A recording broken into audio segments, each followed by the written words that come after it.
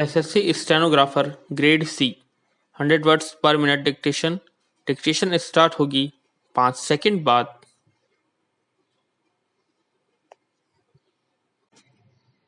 Start.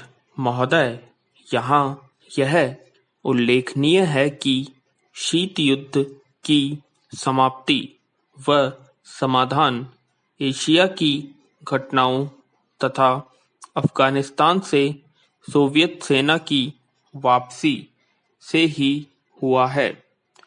Afghanistan में लंबे अरसे तक चला युद्ध सोवियत संघ के अस्तित्व के लिए कष्टदायी और मुश्किल हो गया।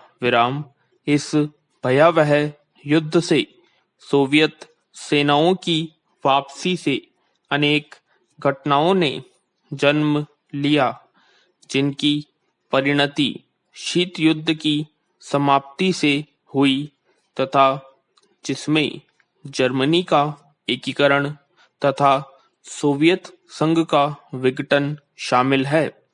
संक्षेप में, शीत युद्ध का और इस चुनाव का एशिया की एकता पर दूरगामी प्रभाव पड़ा। एशिया के सभी देश यह चाहते थे कि क्षेत्र में शांति बनी रहे।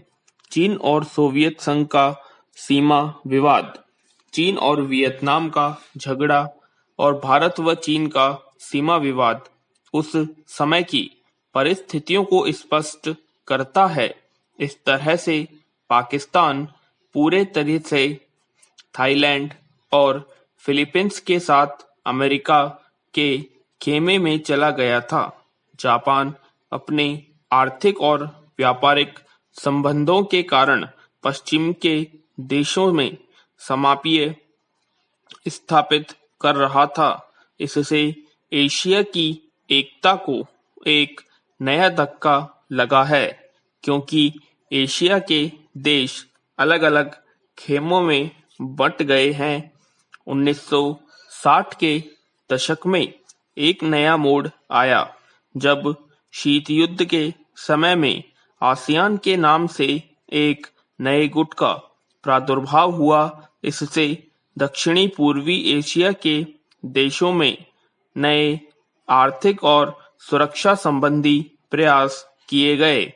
इन देशों में सांस्कृतिक एकरूपता की वजह से भी एक नए गुट ने जन्म लिया, लेकिन यह कहना कठिन होगा कि इन दक्षिण पूर्वी एशियाई देशों में समूचे एशिया की पहचान या एकता बनाने की सहायता मिली है या उससे धक्का लगा है, क्योंकि इन देशों ने अपनी नीति बहुत स्पष्ट नहीं की और केवल अपने ही गुट के अंदर भूमिपुत्र नीति को जन्म दिया।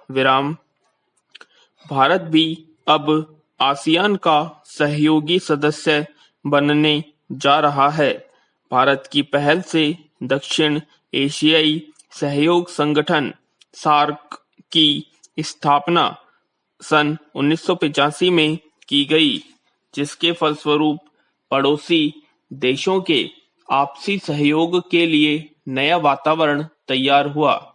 यह प्रयास शनैः-शनैः उपयोगी रूप लेता जा रहा है, जो एशिया की पहचान बनाने की ओर महत्वपूर्ण कदम है। व्यापार, निवेश, तकनीकी ज्ञान, संचार माध्यमों में बढ़ोतरी ने विश्व गांव के विचार को भी पैदा किया। बढ़ते हुए व्यापार, निवेश, संचार, विज्ञान की आधुनिक तकनीकों ने भी पूरी दुनिया में एक दूसरे पर निर्भर रहने के नए विचारों को जन्म दिया।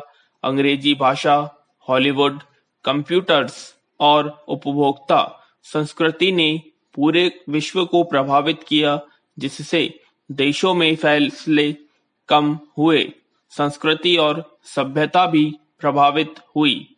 हो सकता है कि इसके अच्छे परिणाम न हों, ऐसी भी आशंका की जाती है। उदाहरणतः जापान दूसरे महायुद्ध तक अपनी संस्कृति और सभ्यता व संयुक्त परिवार जैसी आधारभूत सामाजिक मान्यताओं को केवल अपनाए हुए नहीं था बल्कि उससे चिपटा हुआ था। लेकिन जापान जैसे सभ्यता वाले देश भी यूरोप के प्रभाव से बच नहीं सके। विराम महोदय, दूसरे शब्दों में आर्थिक, व्यापारिक निवेश और तकनीकी कारणों से द्वितीय महायुद्ध के बाद और शीत युद्ध के दौरान एशिया के देशों में पुनः धुंधलापन पैदा हुआ। लेकिन यह बात सही नहीं है कि एशिया की संस्कृति और सभ्यता को पश्चिम के प्रभाव और आधुनिकतम तरीकों ने नष्ट कर दिया।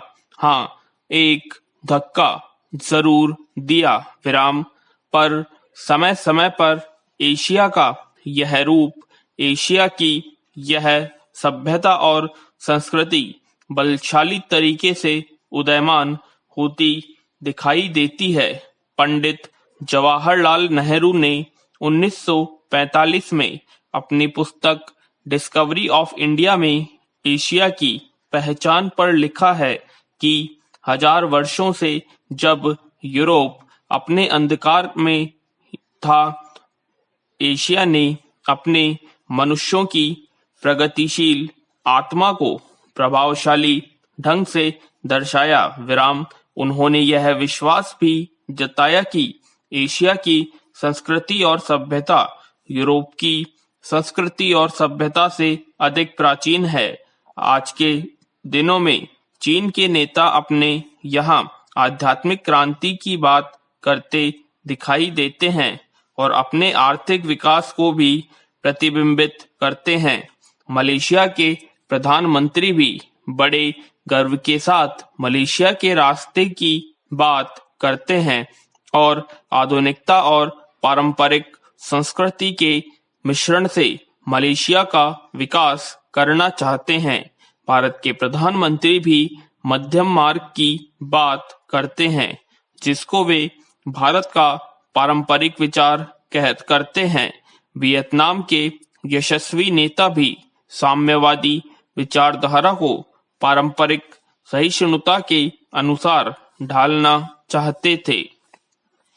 एशिया के इन सब नेताओं की समय समय पर की गई घोषणाओं का वर्तमान संदर्भों में पूरा अर्थ लिया जाना चाहिए, जो एशिया की पहचान को नए सिरे से बनाने में सहायक सिद्ध हो रहा है। विराम यहाँ यह भी बताना उचित होगा कि हाल के वर्षों में एशियाई देश, विशेष रूप से पूर्वी दक्षिणी एशियाई के देश, एशिया के सुदृढ़ देशों के रूप में उभरे हैं। विराम और इन देशों के आर्थिक विकास की दर विश्व के किसी भी अन्य देश के आर्थिक विकास की दर से अधिक है तथा जिनके आने वाली शताब्दी में विश्व आर्थिक व्यवस्था के निर्माताओं के रूप में उभरने की आशा है।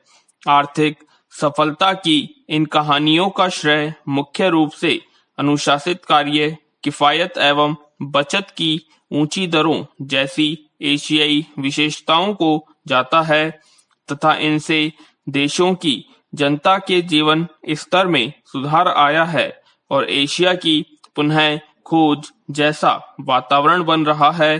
एशिया के देशों में अब आपसी भाईचारे की भावना उभर रही है और इससे ये देश परस्पर निर्भर हो रहे हैं तथा शीत युद्ध के प्रभाव से मुक्त होते जा रहे हैं। हमारी सरकार ने अपने एशियाई पड़ोसियों के साथ बेहतर संबंध बनाने में पहल करके इस बदलते रुख के प्रति सकारात्मक रवैया अपनाया है। विराम इन सब प्रश्नों का जवाब आज उपलब्ध नहीं है, लेकिन शनै शनै इन प्रश्नों में ही इसके उत्तर मिलेंगे।